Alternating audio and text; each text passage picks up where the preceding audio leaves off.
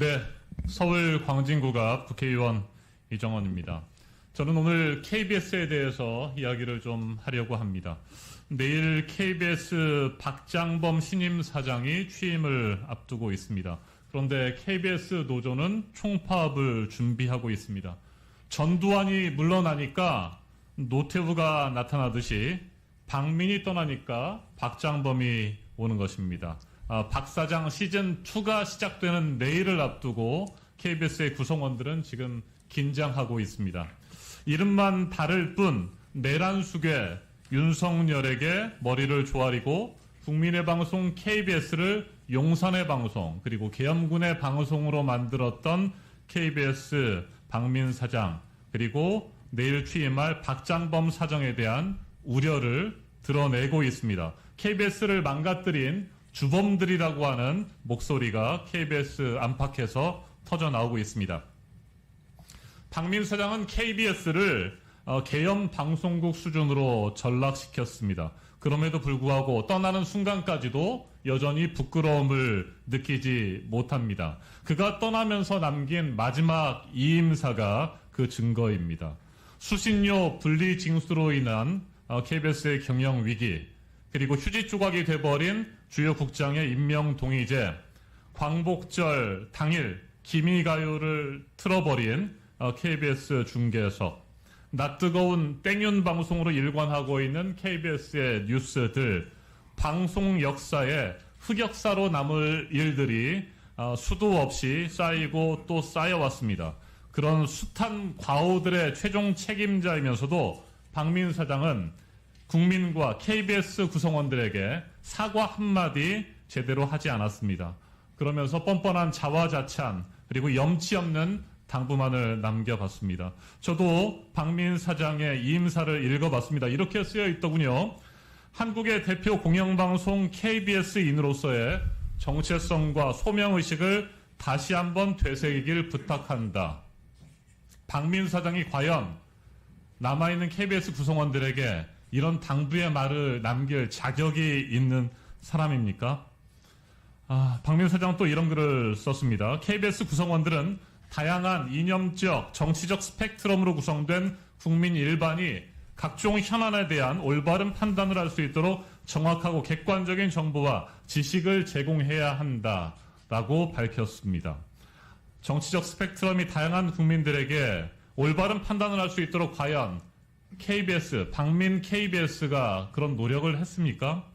땡윤 방송으로 일관하지 않았습니까?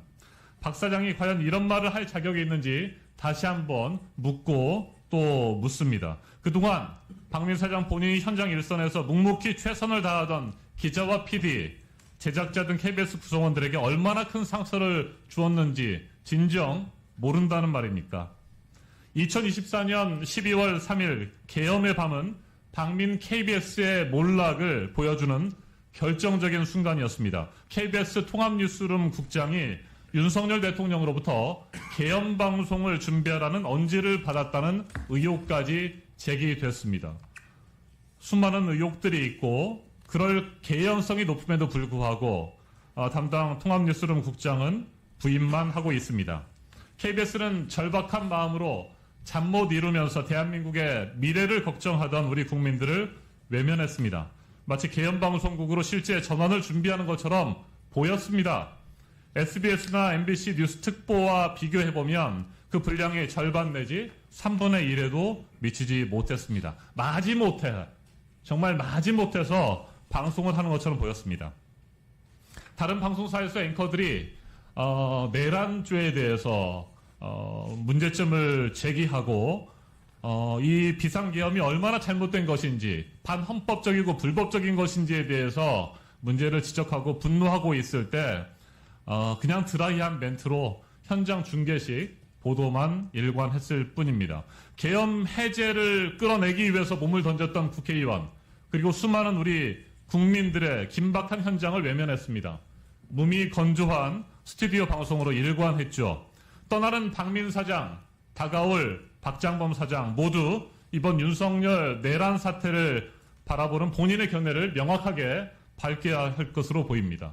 오전의 회의에서도 김태규 방통위원장 직무대행은 아무런 본인의 견해라든지 소신을 밝히지 못했습니다. 마찬가지입니다. 박장범 사장과 박민 사장 그런 식으로 무책임한 태도로 일관해서는 절대 안 된다고 생각합니다.